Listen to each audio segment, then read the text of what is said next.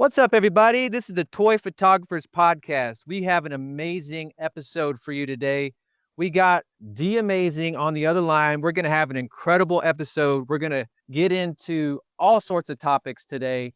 What is up, D? Hey, wait, thanks for having me, first off. I can't say enough. I love to be on stuff like this. It's great to get out and talk to people. So thank you again for having me.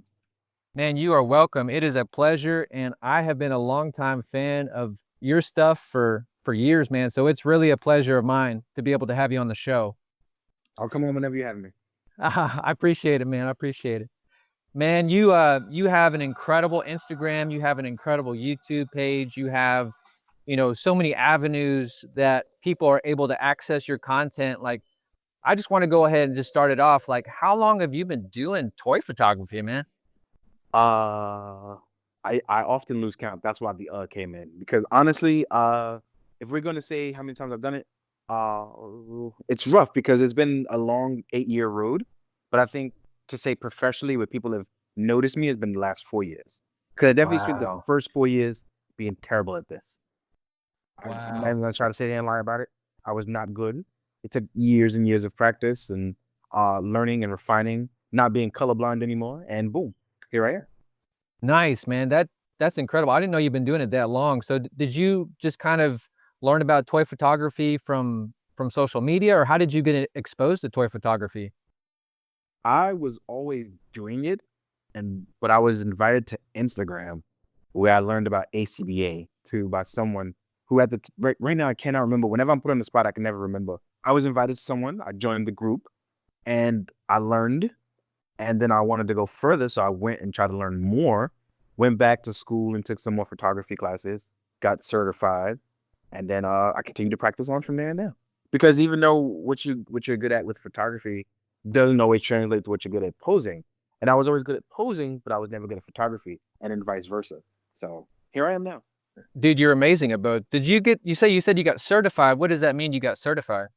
So certified is going taking any sort of photography classes at any sort of school that offers these things, and you get a certificate that says, "Hey, you took these classes. You technically can be a licensed photographer." And it took me like a year and a half to do it because I was taking classes like all the time. At the time when I was doing all that, I was actually a doorman at a celebrity building doing night shifts. So I would spend like 6 hours of my day that I should have been sleeping taking like photography classes. That's incredible, man. So you were just hustling, working on your craft. Yeah, pretty much. So did you like have any big inspirations like when you first started that kind of gave you the momentum? Maybe there were some big photographers out there whenever you first started that influenced you. Like, is there anybody that you want to give a shout out to? Yeah, there was tons of people who I actually I worked with or I've done something with, and they were great to me and growing up and getting to where I am now. One of the longest friends that I have that I met through Instagram is Space Koji, Justin Rick Cavazos. There's Randy Good by Horses. There was Boog Nice, who I learned from, who is who runs ACBA. There was One Cam. All of these people are people who I looked up to when I first got here years ago, and Nick Stockton. These are people who on Instagram. These are one of the very first people who I met that kind of helped mold me into who I am, and it's been a great experience learning from them. There's tons of more people, but whenever I put on the spot, I can't remember because there's still people like Savage Serenity, Al for the Win, and some of them aren't doing it anymore. But it's crazy because these are the people who helped teach me. That's how crazy that is. Wow. Wow. Do you feel like those connections kind of kept you going like throughout your toy photography journey? I think everyone you meet is what keeps you going. I think the people that you meet, how you go about it, what they teach you, what you want to continue to do, all help you in some way. No matter what you do, when you meet a person, it helps you choose what you want to do from there. And I was saying it on my personal Facebook the other day. Well, yeah, about a couple weeks ago. I made a very long post, but I'm gonna summarize it. Is that everyone you meet and everything that they do affects you and other people. So where you go somewhere in the world, no matter how you get there, somebody else also had to take that journey and take a different path. So you have to be acknowledging of what people do and how they do it. So you should be thankful for everyone you meet. That's incredible, man. Yeah, I can sympathize and definitely like agree with that statement because that's something that I personally want to take away from every person that comes on this podcast. I want to learn from them. It's not something that I have any sort of expertise or professional knowledge. It's just I love to learn. I'm glad that you have that same attitude too, man. That I think that's what makes you so good at what you do. So, how do you think your photos, man, since you first started out, like how do you think they've improved? Because you said, the first 4 years you were very new at this and you had a lot of, I guess a big learning curve. How do you see yourself improving over time? Like, do you just enjoy it more, or is your process different? How do you feel like you've changed? I have constantly evolved since I first started doing it. First off, I started off on colored construction paper, and it was green and orange. Nobody remembers those two. I think the only people that I can tell you right now who are gonna remember that are Randy. Uh, it's probably gonna be Randy, Nick Stockton, and Savage Serenity. Those are three people I can tell you right now who remember back in the day when I just used orange construction paper and green cloth, and I was doing it at my desk in the middle of the night. And it started with trying to learn how to pose and stands and things like that. And I was like, you know what? I was just having fun. And then at some point, I told myself I need to take this a little bit more seriously so I can actually enjoy it some more. But then, and I won't lie, I started to get a little terrible at it. And what I mean by terrible, I started to become a little obsessed with it and too toxic with it, with both myself and others. And I took a step back and I was like, I need to unlearn everything I've learned so far and get back to not only treating myself and enjoying it, but taking the time to go, all right, what does this person think? Understand their criticism and what they're saying to me, and take it in without having to be negative about it. And then I learned that took a long time, and that was a process. And then there was some other personal stuff that happened, and I said, you know what?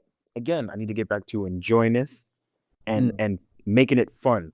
Because if it's not fun, it's not worth it. And that's kind of like my first priority with this. It's not about whether or not I'm taking a good photo. For me, it's am I enjoying this? When I look back at this picture, do I smile or am I upset with myself? Because if I'm upset, I'm doing something wrong. That's amazing. So you really approach toy photography from the enjoyment aspect and you gain so much from this personally. Like a lot of people, I feel like sometimes, maybe, and I'm not saying everybody does, but a lot of people I feel like sometimes can get in that mode of where they're just posting and they're not enjoying. I had to take some breaks too, when I was doing photography and just really step back and realize, why am I doing this? Kind of like you, and just, is this something I'm doing just to do it, or do I really enjoy this? I mean, that's amazing, man, that you're able to be so self-aware, improve your craft in that way. Like, are you more interested, do you think, in like the process of toy photography or like the finished posting? Like, do you enjoy the process or the posting more? I think I enjoy the process more. The photos are just like it's like dessert for me because I can sit down for hours and do a million setups and I can never post anything and I'd still be happy. It's like a writer and an artist coming together and creating a comic book. For me, I'm all of it. I'm the writer, I'm the penciler, I'm the inker, I'm the colorist. I can literally make it whatever I want it to be, and I go, wow, that was fun. All right, I'm going to bed.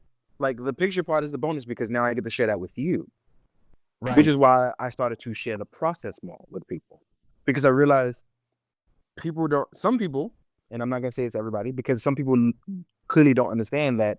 All right, there's this final product, and there's everything that went into making that final product. Some people enjoy just the final product part without having appreciation for the process. So I'm just trying to open up people's hearts and minds to the other part of it. You know, Yeah, for sure. I mean, I love your behind the scenes because you're able to see like the incredible setups that you get. And I'm always blown away by the amount of figures on one scene. It's like always mind blowing. I love that stuff, man. army building stuff is probably my favorite thing to do. Honestly, it's just pure fun. But it's really because I have this whole thing of against all odds. I used to read tons and tons of comics from overseas without Yeah. understanding a single word of them. But the artistry alone would be crazy because it was always a one guy or two guys against an entire army of people. And the themes and action was so vivid and stuck with me. I just kind of I ran with that idea. And that's kind of something I really enjoy now. It's like, why would you collect 50 stormtroopers and never put 50 stormtroopers in a photo? Why not challenge yourself to go, how can I fit 50 stormtroopers in a photo? You know what I mean? Yep. Yep. That's So inspiring, man. It really is. I'm gonna jump on over to some questions actually from the 112 Collective page. I threw up some opportunities for people to ask you some questions. So the first one I got is from Ryan Brady, 33. He asks, "Can I drink something other than water? Juice, maybe? Pop?" Oh, pop is a southern thing where they say that's for soda. Okay. I Yeah. think that you can drink other things as long as you moderate it, including water. Water should be moderated too. I think the whole thing about drinking your water came from a lot of the times there's a stigma about people who collect toys as being like, you know, that stuff. So I just kind of want to remind people like, hey man, be a little bit more healthy when you're doing this, or anything for that matter. It's just like a reminder, like, hey man, I know I sound like a mom, but just a cup, just a couple of glasses a day, and you're like, you got clearer skin, you have a little bit more energy, just to Yep. give you that little pep in your step, you know. But if you Ye- want to have a soda or you want some orange juice, I say feel free. There you go. I got my glass of water right here, Ryan Brady. So I was prepared for this interview. Well prepared. Well prepared. All right. So another question from Giga Beetle. Hey, He's Digga Beetle, I love that guy. he says, "Pew pew. When is Plastic Curves coming back?" Okay, okay, Giga Beetle, I promise you, and everyone else who was asking this question, Plastic Curves will come back in podcast format. It will be at least 3 episodes a month. I can't promise more than that, but I can give you guys at least 3 episodes a month, starting with the new year. We have a total of 6 recorded so far. Nice. Well, there you go. You heard it from the man himself. All right. So my figures asked, what is your favorite comic? And also, what did you think of Batman versus Superman as a movie? Batman v Superman. I did not like the movie. If we're talking about the live action adaptation, I think that's what he's talking about. Yeah. yeah, Batman v Superman, I did not like. But that's my preference to it, and not because it didn't follow the comics. It was really a matter of, yes, the cinematography is beautiful, but I just didn't like the direction of the characters and the way it was done. It just wasn't for me. I'm Mm. glad everybody else liked it, but I just did not enjoy it. And I missed the first question. What was the first question? He asked, For what was your favorite comic? my favorite comic, like of all time or just in general right now? He But didn't say. He didn't say. yeah, if we're talking about right now, one of my favorite books to read right now is probably Punisher Kill Crew, which has been brilliant and ridiculous all at once. Then we have Absolute Carnage, and there's actually a ton of great books being written right now, and I just can't name them all. And then there's a bunch of minis going on. Cosmic Marvel has been amazing, but even Nick Spencer's Spider-Man is finally starting to take off for me. Where I'm like, yeah, this is really good. So there's some of those, and Tom King's Batman is amazing as well. Really been enjoying the psychological take on that. But yes, did not enjoy Batman v Superman, so I'm sorry for those who are big fans of it. I'm glad you guys enjoy it, and I'm glad it made all the money for everyone. Yeah, I'm in agreement with you there. I definitely love the cinematography. I love Batman, that suit that he had in that movie, but definitely have to agree with you on that one. All right, so Brock dot Westphal, is that how you say it? He says, what tips do you got for people just trying to start photography? Okay, okay. I would say follow the same advice that I'm gonna give, but also take it with a little bit of obtuseness, which is what I'm trying to say is even the advice that I'm giving you, you gotta do what kind of works for you. So tweak it where you see fit. Don't follow it to a T. The first thing I could tell you is get really good lights. Watch a bunch of tutorials on lighting. And even if you don't have a proper background, one sheet of construction paper can go a long way. Trust me, I know I did it for 2 years. So Mm. lighting is definitely one of them. It doesn't matter if you have a DSLR camera or your iPhone. Lighting will definitely pave the way for you. Nice, good stuff. Shadow Toys asks, on a desert island, you can only bring one toy line. Which one is it? That's a good question.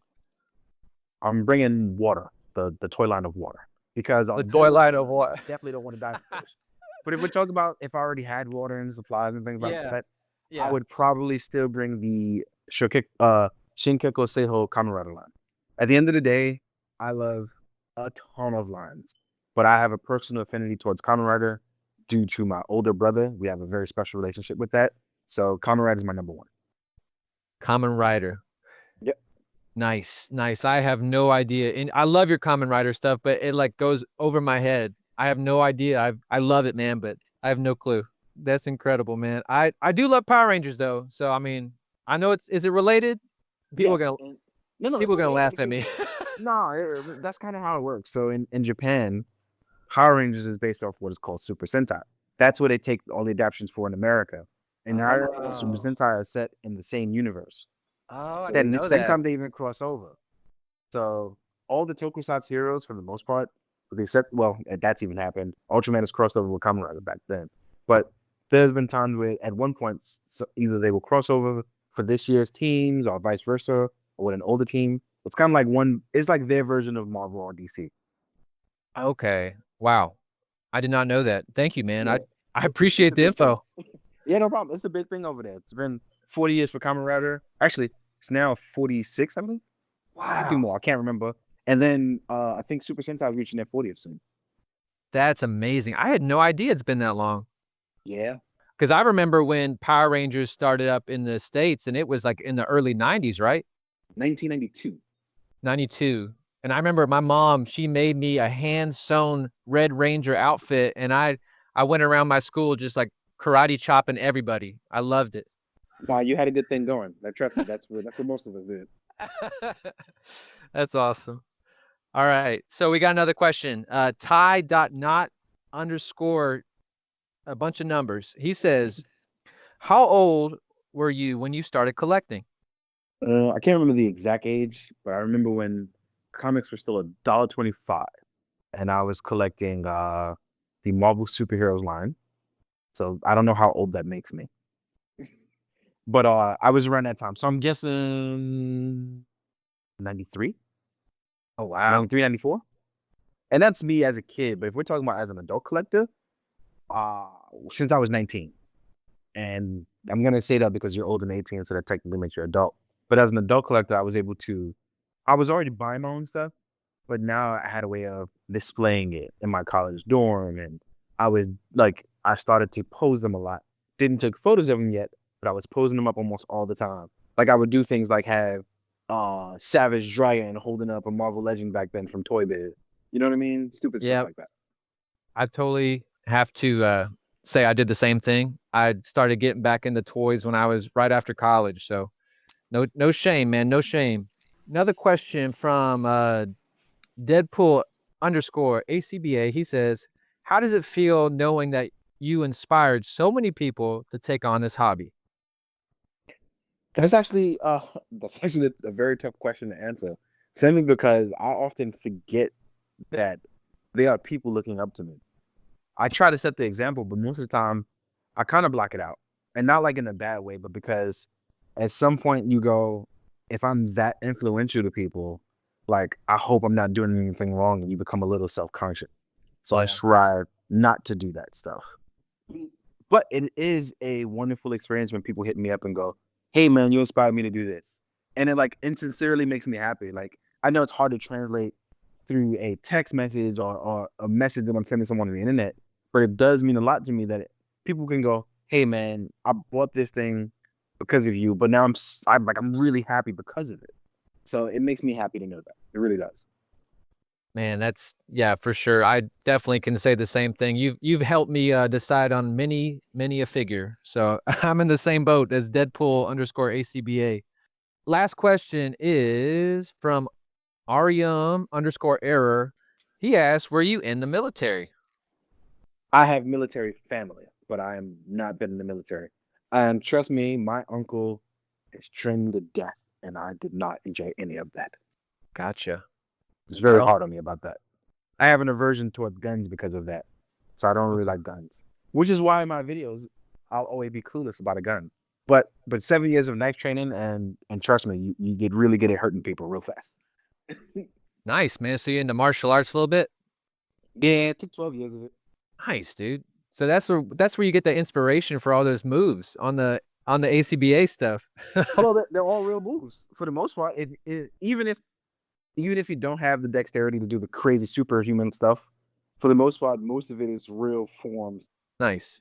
I love that, man. You actually you inspire me to whenever I first started toy photography and I was just kind of browsing YouTube and I found your account. I was just amazed at how lifelike your posing was. And that was something that always inspired me is you really focus on the anatomy and you focus on making sure the pose it looks fluid, it looks realistic. And so is that something that you really try to like focus on? Absolutely. It's one of the things I constantly tell people. If you ever want to get better at your posing, the very first thing you can do is study anatomy. Back then, action figures were posable, but not posable. Not like now. So it's crazy that I'm able to say, all right, anatomy wise, how would this go here? How would this work here? And that's kind of how it works.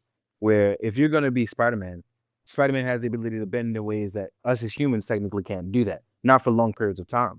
So he can get away with doing certain things, whereas a person that like Luke Cage can't do a split, but he can power lift you. So you have to adjust according to character.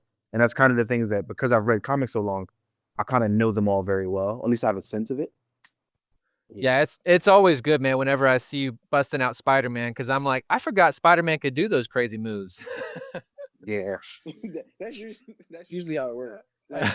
Like we all know, ninjas do crouching poses and things like that. Yep. Daredevil is kind of always seems aloof. His chin is always up because his radar sense you can't actually see. So it's kind of little things like that you want to kind of pay attention to. Yeah, it's the nuanced stuff that you really excel at, man. It's amazing. So how long do you think does it take for you to get like a shot that you have in your mind? And how long does it take from setting up and then getting the shot and then being able to post it? Like how long is that timeline for you? That pretty much varies. Like there's certain stuff that it could literally take me 2 seconds just because I it's kind of like second nature to me now. And then Yeah. there's other stuff that can take me a day. Like it would literally take me 24 hours because I'm so frustrated trying to figure out how to angle it, how to make sure the stand isn't always too visibly seen. How do I make it so that it doesn't take away from my shot? Things like that, which I was actually quite frustrated with last night. And for the first time in a long time, I gave up. I was already too tired. I just got back home. I really want to nail this shot, but at the same time, I'm tired and I should go to bed. But I kind of try to stick it out and it just didn't work out. Do you try to challenge yourself whenever you're shooting? Like do you try to say, I can do better? Yes, all the time. And sometimes I get frustrated because I'm kind of running on time constraints now. So, but if I wasn't, I would totally challenge myself to do things I've never done. Even light. Light is something I've only really started to play with in the last couple of years. Before that, it was plain Jane white light. I use Right. daylight bulbs because they give you the best finish. Like they give you the best efficiency in light. They glow a bright white. I don't usually have to diffuse it because I can use my ISO very low.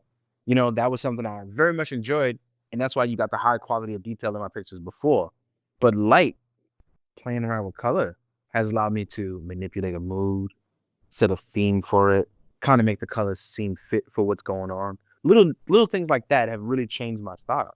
And even when Yeah. I go back to regular light, it's almost like second nature. If it's white light, detail. Mood lighting, you aim for the situation. So I've kind of set myself in a way of that. But even I'm trying to challenge that and go outside the box. I'm trying stuff in new dioramas, mess around with funky colors, all sorts of stuff. Nice. I heard on another podcast you did recently, are you starting to do more stuff like with editing your photos? Are you editing at all now? I never edit my photos. I'll probably edit my videos, but I'll never edit my photos. It's not that I don't like doing it. I just don't think that'll ever be my strong suit. And I don't think that I should take away from the other things I'm good at to try to make myself only okay at that. I'm not one to get stuck on things I'm not good at.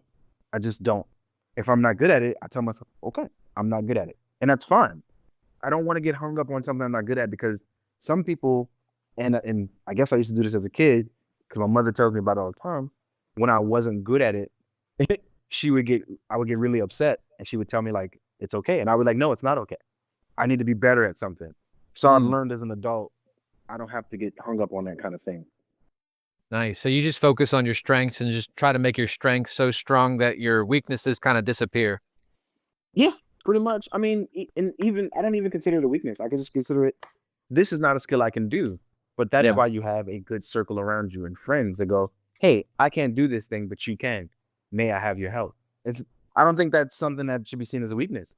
I think it's more like if I can't do something and somebody I know can do something, I've given them something to do now, and vice versa. Nice. Man, you're teaching me so much. I'm loving this. I'm loving it. It's always Do a you lesson to be learned. There always is, man. Do you see yourself as like an influencer and like how does that really affect you as an artist and like having that big a following on a day-to-day basis? Is it something you're thinking about or how does that affect you? I don't think about that kind of stuff at all. I don't even consider myself an influencer. My at my normal job, my coworkers make fun of me like all the time. Really? Yeah, they make fun of me like all the time. I just really don't think about it because when you, I don't like the term influencer, You and okay? This is me personally. Sure. I have nothing against it, but the reason why I don't like being called that is because it kind of, not only does it put you in the stigma of those who are negative influencers, and I don't mean like terrible things, but I mean like the people who, all right, buy, consume, consume, consume. It's like, I get that. It's part of the job, you know? I just Yeah. don't want to be that. Even in my reviews, I've noticed that people don't like the fact that I don't speak loudly and negatively about things. And like, I don't focus on that stuff. It's not that I'm not negative. It's, I like to review what I like, and that's fine. I mean, if you don't like it, I think that's totally cool. But there's no reason to say, like, oh, I don't like it and you shouldn't like it. Like, I don't care. There's nothing against you, but this is why I bought the toy. You don't have to buy the toy. And that's kind of what happens when you get popular. People assume like you have to do these sort of things. You don't. Nothing has changed in my format in a way that it made it seem like I like everything. No, I just only started to review things I like or things that I want to review. Outside of like things like given to me to review by companies, even the other stuff that I review is it's the same thing. Nothing's changed. What happens is that people take their bias and multiply it towards me as opposed to just going, oh, nothing's changed. Because once you take away that bias that you have towards a toy or an aversion that you have towards a company, nothing that I've done has ever changed. It's just people's preferences. Gotcha. Yeah, I mean, I personally think that you're someone that's a positive influencer. Like, I don't see that as a negative thing when I say influencer. Yeah, Because I know, but it's just, I'm sorry about that. It's just, it's like it's tough because when you become popular, everything you say is scrutinized, no matter what you do, good or bad. yep, true. And that's why I don't like the term influencer, because once you get on the other side of it, you understand like everything you do is now under microscope. Every single thing you do.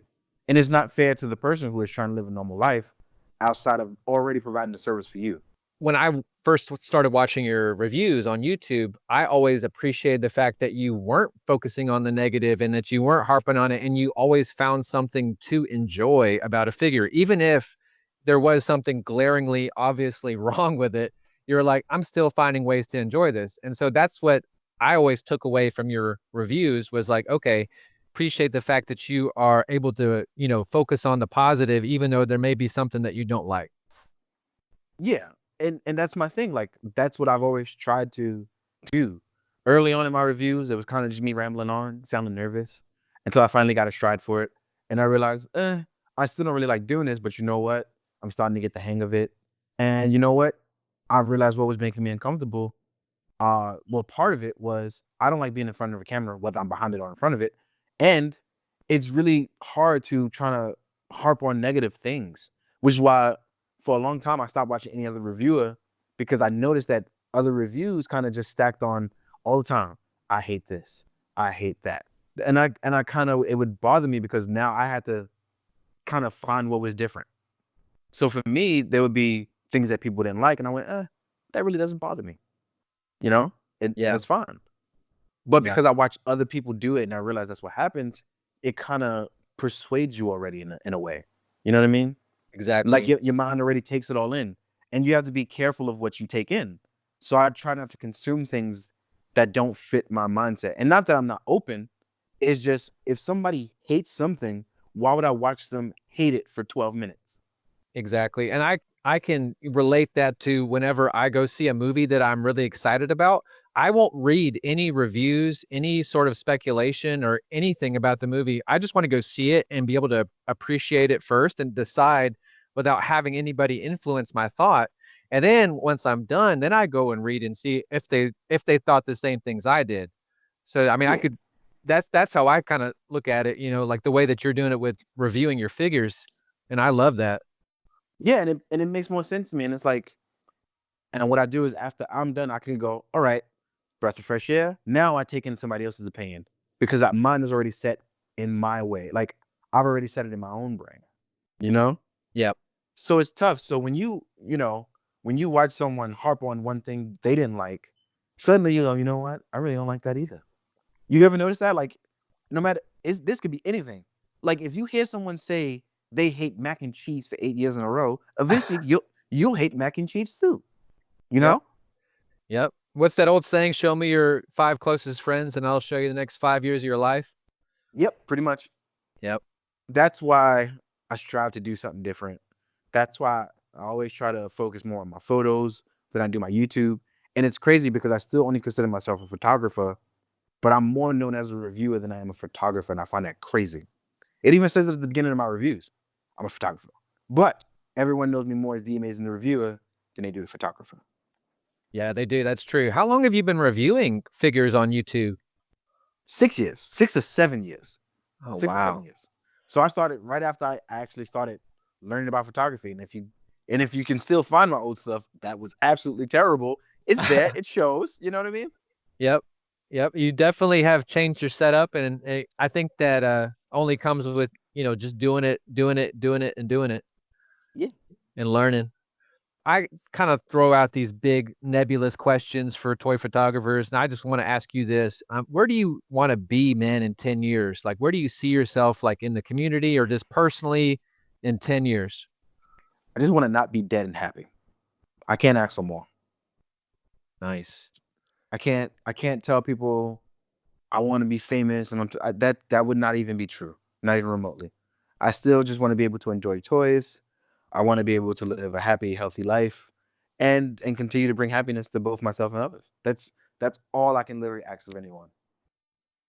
Does it feel like something that you have to really think about on a daily basis, like with the toy photography thing? Because this, I know you're a private person and you keep to yourself, but like, is this something that kind of like you're always on your mind when you're thinking about your social media stuff, or is it just something that you just are able to come and do your thing, and then you're able to put it aside and just go to your normal everyday life, or is it something that you're always thinking about? Oh man, I've actually never been asked that. That's a first. It's crazy because I can be going about my normal life, and it's now at the point where my toy life is more prominent than my normal life. Like my toy life has literally become my life now. So it's a little weird. It's now becoming that. And I did not, I can tell you right now, when I started doing this, never ever expected this to happen. I can tell you right now, I told myself 6 years ago, I want to be a toy reviewer and I want to make sure people enjoy toys. And I'm Yeah. here now and I'm still doing it.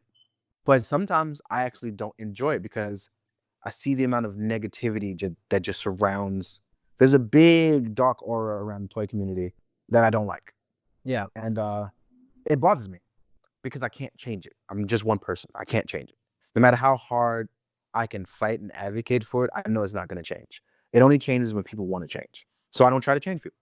Instead, I stick to what I can do, and I try to just be good to everyone in a way that it'll rub off on them and they can pass that good on to others. That's all I can do. But and as far as it blending in, it's like I said, it gets to a point where my coworkers like laugh at me because we'll be out doing something like, oh, you're the amazing, I know your voice. Like it literally happens all the time. And I think it's great because I'll do whatever. If you want me to sign something or take a picture with you, I don't mind any of that kind of stuff. Nice. So yeah, I think it's cool that people go, I enjoy his stuff enough to take a photo with you. Like people have to really enjoy you as a person from what you've given them to want that. And I think that's very kind of people to want that from me. I think that's dope. So who am I to say I can't give you that? Even if I could be having a bad day and somebody be like, yo, man, I want to get a picture with you. It'll immediately cheer me up because I know that out there, I've made someone happy, even whether it was on purpose or by accident. I've now made someone's day better just by going, I'm gonna take a bunch of cool toys and like mash them together in a cool setup. So that's why I keep going, even when I feel like I can't. Even if I think that people can't relate to me or they don't know me. And that's why I stay private because I just try to put out the good and you take the good for what it is. You know what I mean? Exactly. And it's working because clearly people are happy.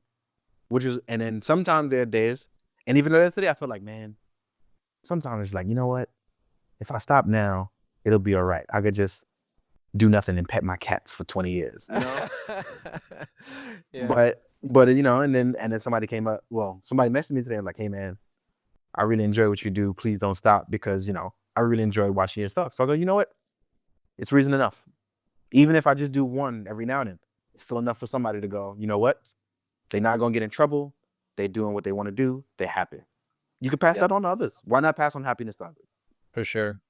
What do you think the toy community needs to focus on? Like, what advice would you give to how can we be better humans the same thing I said in the Batman Figs podcast, DC Toys and Collectibles, is that sometimes it's hard to explain because there are things that we as people, and because of the internet, the decay of information, the way things move so quickly, sometimes we have to stop, evaluate things right now, and go, did this person mean what they meant?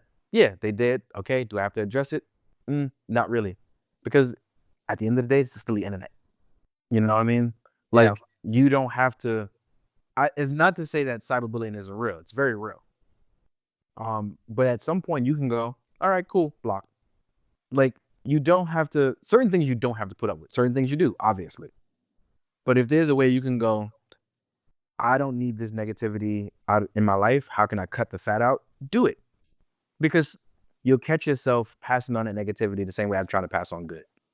Negativity is like a really, really fast virus, like the common cold that mutates into the flu. Like, one person has it, they pass it on. You ever had a bad day and yell at somebody, and then they immediately pass that yelling on to somebody else, and they pass it on? Yep. It's the same thing. Somebody gets mad, they get mad and they go off on somebody. Now that person is mad and they don't know how to take it, so they pass on to the next person. And that's why then in my videos I always end it with do good and be good, because when you're good to people, all you can do is pass on good. Even if I'm having a bad day, I try to never ever pass on how I'm feeling and what's going on to another person. And I don't always achieve it every day, but I do my damn best to not do it. And if I do catch myself doing it, I apologize to that person. But there's plenty of ways that you could go, all right, cool. You know what? Today is not the day. Let me stay on social media. Why would I go on social media and go, all right, I'm going to curse this person out? Right. Just because I feel bad. You know what I mean? Yep. It's not right. But honestly, not everybody's going to think that way. Not everybody's going to enjoy that. And there's nothing you can do about it. So the best you can do is maintain your self-care, maintain a positive outlook when you can, maintain your mental health. That's very important, because a lot of times people will do this till it's toxic for them. And again, don't do that. You shouldn't get all caught up in this. I know this is an escape, like comic books that we all read, but when the escape becomes a reality and you are toxic in that, it affects everything else around you. So you have to be very careful. Yeah, and that's something that all of us can take away from, like, as toy photographers, because all of us are so passionate about our craft and are passionate about this hobby. And, like you said, like, we have to have that self-care, that mental break, even in our hobbies and our passions. It's like, it's healthy to be able to have something that you can do outside of toy photography, to be able to just take a fresh, a refresher, read a comic book, or just take a walk, or go outside, spend time with your dog, and don't focus, on toy photography 24/7, because then it can become something toxic, like you said, like, it can become to the point where that's all you do. And if you're doing that all the time and you're not taking a break and refreshing and being able to look at it with a fresh attitude, I can say just personally that it gets toxic, and it can it can hurt your own relationships. Absolutely, 100% agree. If you are doing this 24/7, all day, every day, eventually you'll go, you know what? I don't want to do this. I'm tired of everybody with everybody else. Like, you start looking at it like it's a virus to you. You know what I mean? Yeah. So I've learned that's why I take small breaks. And it's not to get on anybody else. It's just, you know what? I've been running rampant, and people may not know that. People may not know I've been doing it like 2 months straight. I've been working on stuff. Eventually you got to go, okay, I'm going to take a week for me. That's not a long time in the sense of doing it for 8 weeks in a row. I'm gonna take a week for me. Yeah. And you got to, because otherwise you're going to burn out. Absolutely. Burnout is another thing. Again, your mental health directly affects how you treat both yourself and others. It is a reflection upon you. And if you are wearing yourself out all the time, it's gonna reflect in every other thing you do in life. It's gonna reflect at work, with your loved ones, everybody. Exactly. So I'm just curious, man, like, what is your views on, like, exercise? Like, do you got, like, a regiment? Do you just stay hydrated 24/7? Like, can you give the people a little bit of a window into your daily life? Do you exercise? You said you did martial arts. I am No. terrible now. I'm not fat though, but hold on, I'm actually taking a drink of water. Hold on 1 second. Oh, you're good. Gotta Um, stay hydrated. Absolutely. It's a very warm day today. Um, I don't exercise nearly as much as I used to. I used to actually lift weights and exercise and do it 24/7. And then being a doorman kind of ruined that for me. it messed up my entire sleep schedule because I did that for so long. So I don't sleep for long periods of time. I get very restless. Don't stand still. So instead, what I do is I kind of just lift when I can. I do my basic cardio, couple block, well, it's New York City. I run around the park, and then I definitely just like hit the weights. I go right up in my attic. I hit the weights in my weight room. I kind of just do simple stuff to make me kind of remind myself, like, all right, we're not gonna get fat, but also we can allow ourselves to be a little lazy. Because having 10% body fat as opposed to having 2% body fat, it's not that bad. Yeah, I mean, it's definitely all about, what you want out of it for sure. If you're happy and if you're happy at 10%, then I mean, stay happy, and you're unhappy at 2, exactly, then get back up to 10%. Yeah, for me, it's just a matter of as long as I can still bench press 300, I think I'm okay. Oof. I don't know if I'm there yet. Well, it's not a consistent thing because I go away a lot for work. But Yeah, if I can always get back to it and I don't have to struggle too hard at it, I think I'm okay. And I nice. and I never try to go past 300.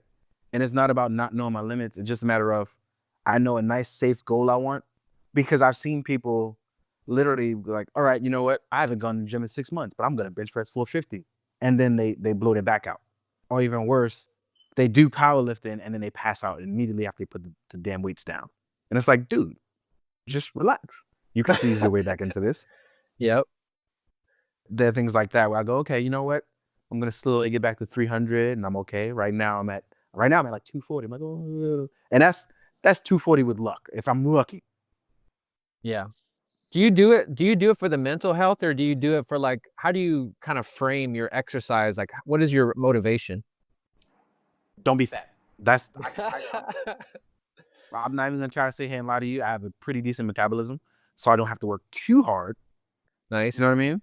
But if I Yep. catch myself at like getting a little gut, it goes, all right, you cut down to having 7 beers, you do two, and you go work out. Yep. But that's really all my motivation is. Don't be fat. Like and if I ever actually get scared, I may go a little too hard. But it's nothing. My wife is telling me, do more yoga, get flexible again. So I'm like, you know what? Let's try yoga. I don't see a problem in that. So now I'm trying yoga, and it's all weird to me. But you know what? I'm learning new stuff. And the reason why yoga is weird to me is because as a man, there's a lot of times, and as a black man especially, I try to explain to people. There's a lot of times that people tell you be a man, but nobody ever explains what being a man is. Right. So you don't actually know what that means. It's like, yeah, don't do that and don't do this. And it's like, but you don't even know basic hygiene. Why am I listening to you? Ooh. No, I Yeah. mean, as men in Yeah. general, like we a lot of men will tell other men, and this is very I hate this because it's problematic. A lot of men will tell other men, you should be a man about it. You should man up. And I'm like, okay, what is that? Yeah. You should lie to her. I'm like, that's not being a man. It part of being a man that other men will tell you is to be more problematic and instead of actually owning up to stuff or actually learn about proper hygiene. Hmm. It's ridiculous the amount of things that people will tell you what to do without actually knowing it themselves. Right. You and I are very similar in our methodology and the way we approach stuff. I just have such a higher respect for you now that I'm learning so much more about you, man. I definitely approach it the same way. If you're gonna be coming at it from like a hard headedness and you're just saying, "Oh, do this, do that," it's like, no, you got to be able to be teachable. And I think that's how you've been able to succeed in what you do is, man, just stay teachable, stay humble, and just being able to learn. If you're a learner and you're constantly learning from other people, you're gonna be just growing. You're gonna keep growing. That's incredible, man. Well, thank you. I mean, I think there's nothing wrong being open minded. Shit, sometimes it's even okay to be closed minded, and that's fine. But you have to be able to articulate those words and explain that to people. What I'm learning is if you can't open up, there's no point in trying. You got to at least Yeah, try. you gotta try. That's right, man. Thank you so much, dude, for coming on the air. I really appreciate it, man. No, I appreciate you having me. I always enjoy stuff like this because it lets people know that I am not the stutter bug I am in my reviews. Well, you're definitely more articulated than you let on in your reviews, man. Although I'm not saying you're not. I Oh love your no, no, reviews. that's 100% true though because I tell people all the time like interviews I am great at because I know how to talk and express how I feel without having to open up a can of worms like in a review. It's tough because sometimes in a review you are trying to give people information without letting them. Well, see, I almost did it. Where I am trying to be open with people, but at the same time, try not to reveal too much because sometimes when I review stuff, there's stuff I know that's not public information. So I catch myself and I'm like, oh, I got to change my words. So my brain will completely frazzle, you know? Yep. Yeah. I definitely wouldn't. I'm not jealous of your of that kind of information that you have to be careful about because it's definitely something you have to be conscious of. So I commend you for that, being able to withhold that info when you're on the reviews. It's very tough. So where can people connect with you? Obviously, they already know who you are, but if anybody doesn't know who you are, where can they connect with you on social media?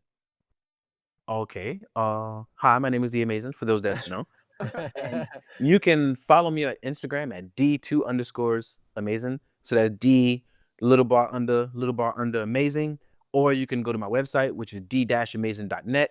Or you can email me from my website. And most of the time I do answer when I can.